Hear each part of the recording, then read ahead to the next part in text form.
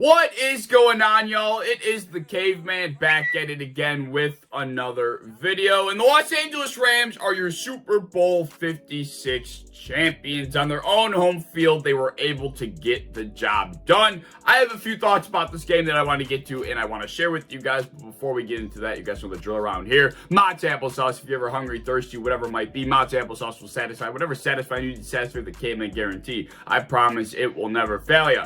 You know I had to shout out Mott's during the Super Bowl, right? You know what I was eating during the game, obviously, right? Well, there you have it. The 2021-2022 NFL season is concluded in relatively dramatic fashion as the destined Cincinnati Bengals have their run cut short right at the finish line by the Los Angeles Rams, 23-20 at SoFi Stadium. For the second year in a row now, the team that hosted the Super Bowl ended up winning. It's kind of crazy to think that a team had never played a Super Bowl on their own home field before last season, and now the Bucks and the Rams do it back-to-back and win both times. I don't know about y'all, but I could not be happier for this Los Angeles Rams roster. There are so many players on that team that I felt like truly deserved a ring. I don't even think I could count them on my own two hands. I mean, literally, just think about it, right? Matthew Stafford, Aaron Donald, Cooper Kupp, Von Miller, Odell Beckham Jr., Andrew Whitworth, Eric Weddle, former Bill Robert Woods, who got hurt halfway through the season, I think 100% deserved one. And whether you like him or not, Jalen Ramsey been playing at such a high level his entire career. I truly think he deserved one as well. Just so many greats on this roster.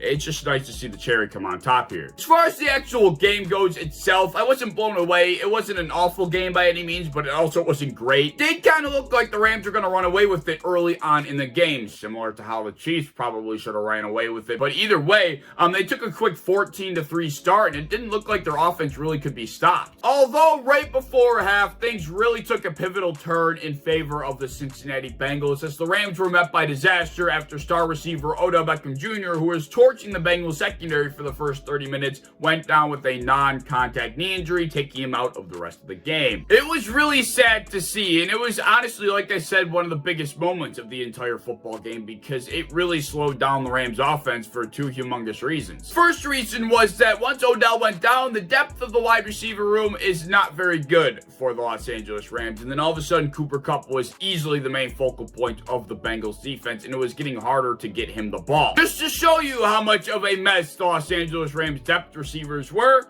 well, here's Exhibit A. Granted, this is only one play. It pretty much encompasses what Matthew Stafford had to deal with once Odell went down. You got Bryson Hopkins, the third-string tight end, Van Jefferson, the third-string wide receiver, and then Ben Skuranek, the wide receiver, stepping in for Odell Beckham Jr., all lined up in bunch to the left. They get an awful release off the line. They're falling and tumbling over each other, throws the timing of the play way off, and it's a crucial incompletion on a crucial third down. Yeah, so you could say that Cooper Kupp was easily the only threat to the Bengals defense there. And that really did make the Rams' lives on offense that much harder. Losing Odell, it was a huge loss, but thank God Cooper Kupp and Matthew Stafford are just so good and so unstoppable that it ultimately didn't matter in the end, but still, it did not help their case. So obviously losing Odell threw a wrench in the passing game plans for the Los Angeles Rams, but the second reason why the Rams struggled so much is because of their inability to move the ball on the ground. But not only that, Sean McVay's inability to realize that it was not working, yet he continued to do it. I mean this as nicely as possible, but dear God, I think Sean McVay might be a tad bit overrated in the NFL, right? They had 23 attempts on the ground for 43 yards, a grand theatrical 1.9 yards per carry in the Super Bowl. Yet Sean McVay couldn't figure out that the passing game was truly the only way they were going to move the ball down the field. They wasted so many drives just trying to establish the run on first down. It hurt my head. So many first down carries that went for no yards, that went for 1 yard, 2nd and 9, 2nd and 10. And the Rams offense were forced into a situation behind the sticks where Trey Hendrickson and the Bengals pass rush can just try and tee up on Matthew Stafford as much as they wanted. Oh my God, I really can't even believe how bad Sean McVay was in this game. Listen to this. Seth Walder is an ESPN statistician and a great follow on Twitter, by the way. He tweeted this out after the football game. The Rams' EPA per play, or in other words, expected points added per play, was at negative 0.27 for every designed run and at 0.16 for every dropback. I'm not a numbers guy by any stretch of the imagination, but I think it's pretty obvious what that says. Running the ball was hurting, throwing the ball was helping Sean McVay. I don't know why that concept was so hard to grasp. You didn't need those numbers to figure that out. Thankfully, he figured out that letting Matthew Stafford and Cooper Kupp just do their thing was going to be the way to win the football game. That's ultimately what happened, but my God, they should not have been in that situation in the first place. McVay was awful in this game. He was bailed out by his all-star roster. Bad play calling, awful timeout management. There were other situations he botched that I don't want to get into right now, but Sean McVay, I think he showed me that he really might be a tad bit overrated, like I mentioned earlier, but that's a conversation for another day. Anyways, let's move on here. Cooper Kupp ended up walking away with the Super Bowl MVP award. I think it really could have went to him or Aaron Donald. They both made such tremendous plays to seal the fate of the Cincinnati Bengals. I mean, they came up so clutch, it's not even funny. Kupp had 2 touchdowns on the day, including the game-winning grab, and on that final drive, he was a monster and could not be stopped. He picked up that 4th and short on that design jet sweep. That was huge. He had a couple catch and runs that moved them down the field into scoring distance as well. He ended up catching the game-winning touchdown like I mentioned. He had to do it twice because one was called off for a penalty, and he also drew a number of holding penalties that really put the Rams in prime scoring position. And I'll get to that in just a second, but Aaron Donald, I mean, his play spoke for himself as well. The dude had 2 monstrous sacks, including the game-winning sack on the final play. He also held Samaje Perine back for a tackle for loss on a huge 3rd and short. I honestly think the Bengals screwed up when they went and attacked Aaron Donald for legally pushing Joe Burrow out of bounds, and they went and punched him in the face 17 times. There was no flags thrown for that, but that just pissed off Aaron Donald, and I don't think that boded well for the Bengals at all. And once Aaron Donald got mad, that's when the kingdom kind of collapsed for the Cincinnati Bengals, and we started to see what we kind of all expected to see in this game. The Rams' monster pass rush just completely devouring the Cincinnati Bengals offensive front. Seth once again coming up clutch with the statistics. The pass block win rate for the Cincinnati Bengals was a mere 18%, leaving the pass rush win rate for the Los Angeles Rams at 82%.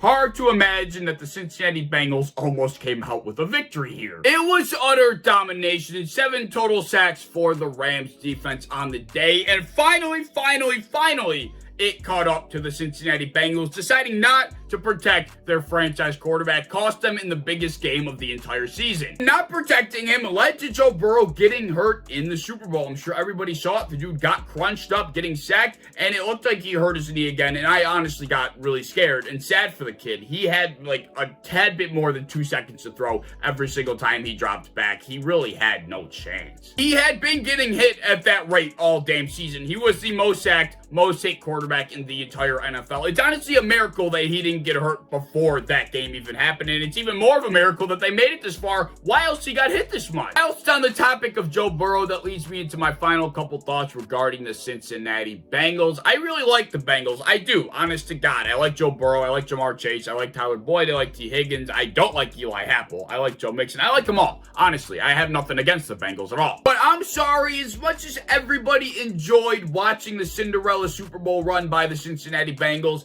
they did not belong in that game. They were clearly heavily outmatched by the Los Angeles Rams, and it showed. They had such a big horseshoe shoved so far up their ass. They got so lucky so many different times throughout this postseason, man. It was honestly, like, it was cool, but at the same time, as a Bills fan, it's so damn frustrating. Football gods did everything in their God-given power to give the Cincinnati Bengals every opportunity to win this stupid Super Bowl, right? It started in the divisional round. Ryan Tannehill threw an awful pick on a potential game-winning drive. Following week, in the AFC Championship game, Patrick Mahomes, in one of the greatest offenses we have ever seen in the NFL, somehow collapses in the second half and couldn't complete a pass, only putting up 3 points, allowing the Bengals to come back. Don't know how that shit happened either. And then in the Super Bowl, their luck did not stop. Odell Beckham was single-handedly torching the Cincinnati Bengals secondary. If he had not gotten hurt, they would have kept torching him for the rest of the game. I don't think it would have been close. And then after that happens, the Bengals come out of half and have a one-play 75-yard touchdown where T. Higgins blatantly pulls Jalen Ramsey's face mask and throws him down to the ground and gets a free 7 points.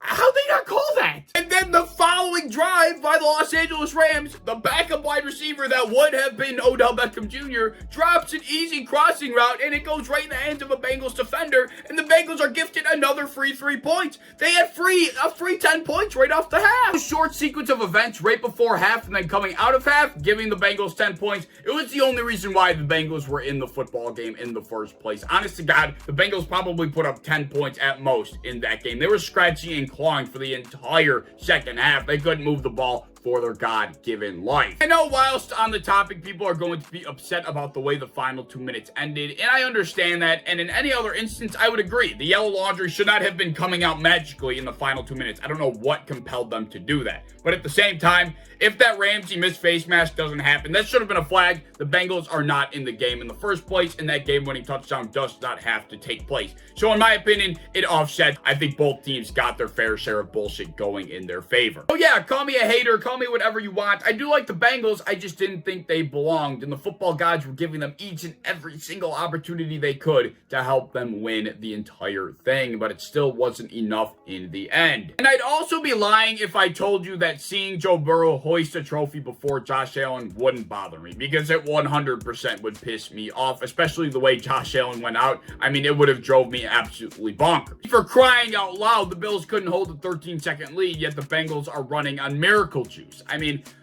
don't get me started, man. Yeah, but anyway, those are my thoughts on the game. The Super Bowl halftime show was actually pretty good as well. But either way, let me know your thoughts down in the comment section below. As always, if you enjoyed, please like, subscribe, do all the fun stuff. If you want to hit the bell to be notified when I upload, I'd appreciate that. You want to go over to Twitter, follow me over there, I'd appreciate that as well. I have a TikTok down in the description that you should check out, and I hope to see you in the next one. Peace.